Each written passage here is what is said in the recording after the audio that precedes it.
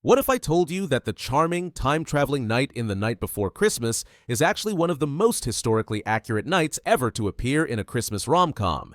Because everything about Sir Cole, his honor, his gentleness, his courage, even his idea of love, echoes a real moment in medieval history shaped by one extraordinary king, Edward III. The more you look at the film, the more you realize something surprising. This sweet Netflix movie is brushing up against real chivalry and real miracles. Let's dive into 10 wild facts that prove it. But first, here's the question that haunts this entire video. What happens when a world stops believing in heroes, and then one actually shows up? That's Sir Cole's story. It's Edward III's story. And at its core, it's the Christmas story. Hope arriving when everyone has given up on it. By the end, you'll see why all three felt like Christmas miracles. Fact number 1. Sir Cole starts the movie in Edward III's kingdom. The film begins in 1334, right in the middle of King Edward III's reign, the exact moment when the idea of knighthood was being rebuilt from the ground up. Sir Cole isn't written like a modern man. He's written like the ideal medieval knight, kind, brave, loyal, courteous, and unwaveringly moral. That's not an accident. It's because the movie literally places him inside the real-life kingdom of the man who saved chivalry from collapse. Before Edward III, knighthood had sunk into the hypocritical mud of corrupt leaders and selfish nobles. Knight meant power, not character. Honor had become costume jewelry. Pretty, but hollow. Edward changed that. He revived the knightly image with his own genuine character, reshaping chivalry into what we imagine today. Shining armor, Arthurian manners, courage blended with gentleness. And then he went further. He improved the knightly ideal and made it real again. Sir Cole is a product of that world. He's what happens when someone actually lives up to the code instead of just wearing the armor. Which raises an interesting question. If Edward III hadn't existed, would Sir Cole even be recognizable as a knight? Hold that thought. Fact number 2. Vanessa Hudgens designed Sir Cole to feel like a real knight. Vanessa Hudgens wasn't just the star, she was an executive producer, and she had opinions. She helped shape Sir Cole to feel warm, humble, noble, honorable, and absolutely overwhelmed by Alexa, because there's only so much chivalry can prepare you for. Hudgens pushed for authenticity in Sir Cole's character. She wanted him bewildered by modernity but not stupid about it. He's intelligent, observant, adaptable. He just has no cultural reference to television. Can you blame him? Fact number 3. Sir Cole lines up almost perfectly with the Order of the Garter. Edward III didn't just talk about chivalry, he formalized it. He created the Order of the Garter in 1348, the most elite brotherhood of knights in the world. Their values were kindness, courtesy, generosity, gentleness, bravery, and moral excellence. Sir Cole checks every box, even while trying to understand why Alexa won't stop talking. The Order of the Garter wasn't ceremonial fluff. It was Edward's way of saying, this is what a knight actually is. It was a standard, a measuring stick, a challenge to every man who dared to wear it. And Sir Cole? He'd qualify for membership all throughout the movie. Even when he's staring down the greatest terrors of the modern age, voice-activated assistants and giant moving steel steeds, barreling toward him at 40 miles an hour. He faces them with the same courage he brings to sword fights. Because bravery in any century means walking straight into the unknown, whether that's a battlefield or stopping a pickpocket. Fact number 4. The medieval village in the movie is authentic.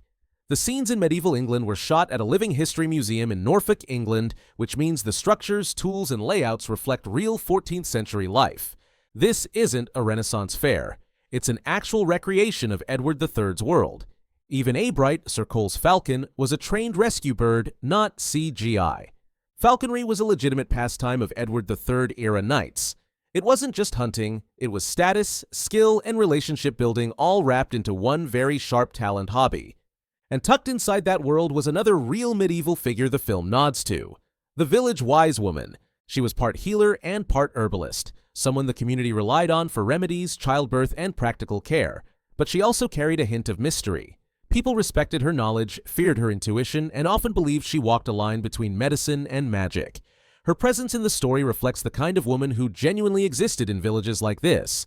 Sir Cole does nothing in the medieval scenes that would feel out of place in Edward's world. Fact number 5. The bean in the bread was a real medieval tradition. When Sir Cole introduces the 12th Night bean tradition to Brooke, he isn't sharing some cute rom-com folklore. He's teaching her a real medieval custom. In the Middle Ages, people baked a dried bean into a special loaf or cake. Whoever found the bean in their slice became the king of the feast for one night, whether they were noble, commoner, or child. Imagine becoming monarch not through bloodline, battlefield glory, or political maneuvering, but simply because you didn't choke on your dessert. Honestly, that might still be a better political system than what we've got. This tradition comes straight from the 14th century England and very likely appeared in Edward III's own holiday celebrations. Twelfth Night was the grand finale of the Christmas season, a night when the entire social order flipped upside down. And Sir Cole, he presents the tradition with absolute sincerity, the same reverence he'd give any royal ceremony. Because in his world, traditions matter. A knight's honor is measured by how faithfully he keeps his word, even when the sacred ritual involves nothing more than hiding a bean in a loaf of bread. Fact number 6. Sir Cole's stew is based on a real 14th century recipe. The stew he cooks in the movie isn't a rom-com invention. It comes from the Form of Cury, a real English cookbook compiled by King Richard II's chefs. And while the cookbook was written slightly after Edward III's reign, the recipes absolutely reflect the food Sir Cole would have eaten growing up. This movie is more medieval than it looks. The Form of Cury contains nearly 200 recipes, and they're wild. Roasted peacock, jellied eels, spiced wine, and enough pottage variations to make your head spin. Sir Cole's version? Honestly, it's pretty tame. Medieval cuisine was adventurous.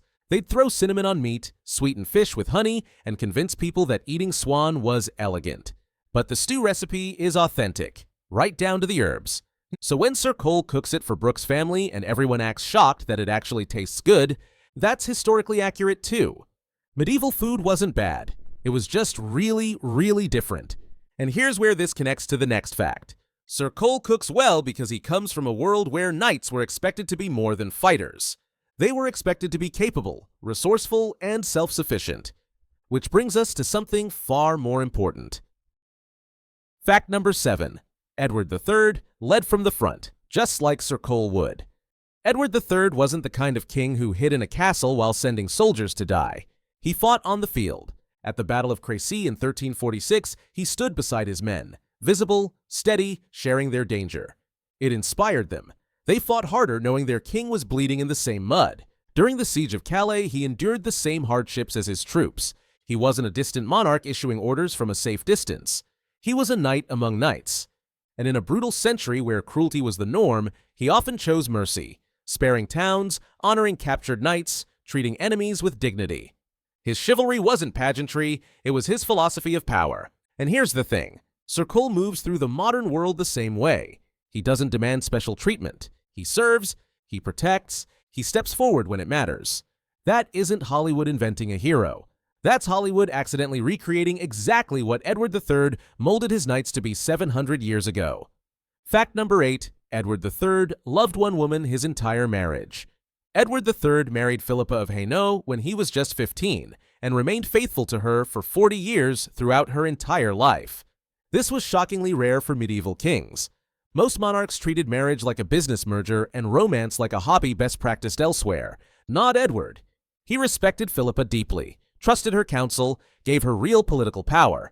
She interceded for prisoners, including saving 6 men from execution at Calais by pleading for mercy while 9 months pregnant. She governed England in Edward's absence, influenced state matters, raised 13 children, and when she died in 1369, Edward was devastated. He never remarried, never took another queen. He honored her memory until his own death 8 years later. This devotion shapes the romantic heart of Sir Cole. Loyalty, tenderness, constancy. It's why he doesn't play games with Brooke, why he's direct, honest, fully present. That's not modern rom-com writing. That's Edward III's model of love accidentally making it into a Netflix Christmas movie. Fact number 9. The Netflix Christmas universe is a multiverse? Yes, there's an actual Easter egg buried in The Night Before Christmas. Brooke and Sir Cole sit down and casually watch the princess switch on TV, which means Vanessa Hudgens exists inside the movie as an actress, and inside the movie as Brooke, at the exact same time. So Sir Cole is literally watching Vanessa Hudgens on television, while being rescued by Vanessa Hudgens in real life. That's not just a crossover, it's a full-blown Christmas multiverse. Whether Netflix did this on purpose, or someone in the props department snuck it in for fun, one thing is certain. Sir Cole is now an official founding member of the NCU, the Netflix Christmas universe. And honestly, if we're going to build a cinematic universe around anyone, a time-traveling medieval knight with perfect manners is not a bad place to start. Fact number 10. Sir Cole's arrival mirrors the Christmas story. Here's where everything comes together. Remember that question from the beginning? What happens when a world stops believing in heroes, and then one actually shows up? We live in a time hungry for goodness, for honesty, courage, moral clarity, and kindness. Everyone is looking for a King Edward, someone who leads with courage, chooses mercy over cruelty, and stands faithfully beside the people they love. But no one agrees on who that should be. So yes, it would feel like a miracle for someone truly good to appear. Just like Sir Cole stepping out of the snowstorm. And that story echoes something older. The Christmas story itself. A world longing for hope, a quiet arrival, a gentle savior appearing unexpectedly in the darkness. Edward III shows us that extraordinary leaders have appeared before. He stepped into a broken world and revived courage, hope, and unity. He is proof that the stories are true. And Sir Cole? He's proof that we still remember what those stories look like, even when we wrap them in Christmas lights and romantic comedy. So if the stories are true, if miracles of goodness really can appear in history, why not be that person for someone else this Christmas? Why not be the kindness someone's been waiting for, the courage someone needs, the hope someone has forgotten? Sir Cole arrived as a miracle in the story. Edward III rose as a miracle in history. And at the heart of Christmas is the greatest miracle of all. Christ stepping into a weary world with hope, light, and love. Nothing says we can't reflect a little of that in our own small way. And if you want to see another moment in history where ordinary people faced impossible odds and still found unexpected hope, watch my video on Saints and Strangers in the real story of the Pilgrims. It may surprise you how many miracles shaped that world too.